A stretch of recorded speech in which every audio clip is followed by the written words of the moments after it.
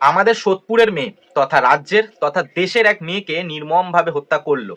যে এই কাজটা করেছে বা যে এই হত্যাটা করেছে, শুধু কি তার কাছেই লজ্জার? একদমই না, এটা পুরো পুরুষ জাতি বা আমাদের ছেলেদের কাছেও কিন্তু একটা লজ্জার।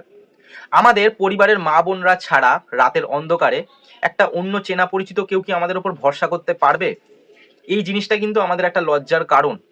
এটাই স্বাভাবিক, কোনো মেয়ে বা কোনো কাকিমা, কোনো মহিলা, কোনো বোন আমাদের কিন্তু ভরসা করতে পারবে না পরিবারের লোক ছাড়া। এটা আমাদের কাছে লজ্জার। আজকে আমরা রাত্রিবেলাতে মৌন মিছিলে অংশগ্রহণ করব। আমি করব, জানি তুমিও করবে, আরও বাদ বাকি সবাই করবে। কিন্তু এটাই কি সলিউশন? এটা আমার কাছে কিন্তু একদমই সলিউশন না। কারণ ধরো মৌন মিছিলে যখন আমরা যাব, একটা মহিলা, একজন মেয়ে, একজন বোন বলতেই পারে কিন্তু যে পুরুষ হায় হায় বা ছেলে জাতি হায় হায় একটা বলতেই পারে। এই লজ্জাটা কিন্তু আমাদের সোজা মনে এসে লাগবে। হ্যাঁ জানি এটা আমাদের প্রাপ্য, আমাদের শুনতে হবে, কিন্তু এটাই কি, এই জিনিসটাই কিন্তু শেষ? আজকে আমরা মৌন মিছিল করবো, কাল থেকে আমরা ব্যস্ত হয়ে যাব? এটা আমার কাছে কিন্তু একদমই সলিউশন না। আমার কাছে সলিউশন হলো এটার জন্য একটা আইন যাতে হয়।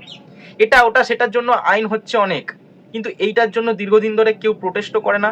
একটা পুক্ত একটা কোনো আইন নেই যে হ্যাঁ এই যে কাজটা করেছে, এই কাজটা করার কথা কেউ মনে কেন দূর দূরান্তে আনতে পারবে না, মাথাতে আনা তো অনেক দূরের কথা, দূর দূরান্তে চিন্তা ভাবনা করতে পারবে না, এরকম একটা আইন দরকার। তাহলে দেখবে এই জিনিসটা কমেছে।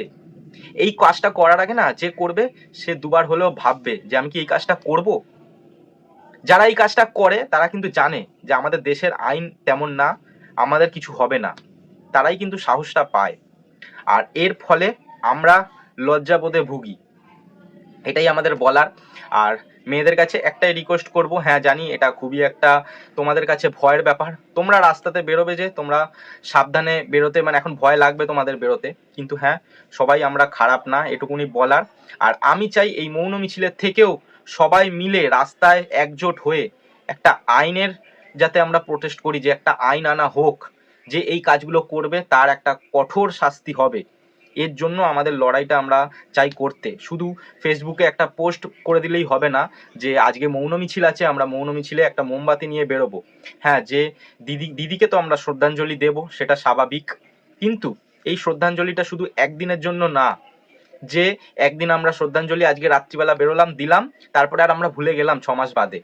এমন একটা আইন আনা হোক যাতে এই দিদির যে মৃত্যুটাকে বা এই দিদির বলিদানটাকে আমরা বছরের পর বছর মনে রাখতে পারি, যে হ্যাঁ এই দিদির সাথে যা হয়েছিল তার ফলে আমরা একটা আইন এনেছি, তারপরে পুরো দেশের মেয়েরা ছেলেরা সুরক্ষিত আছে। এটাই আমার বলার।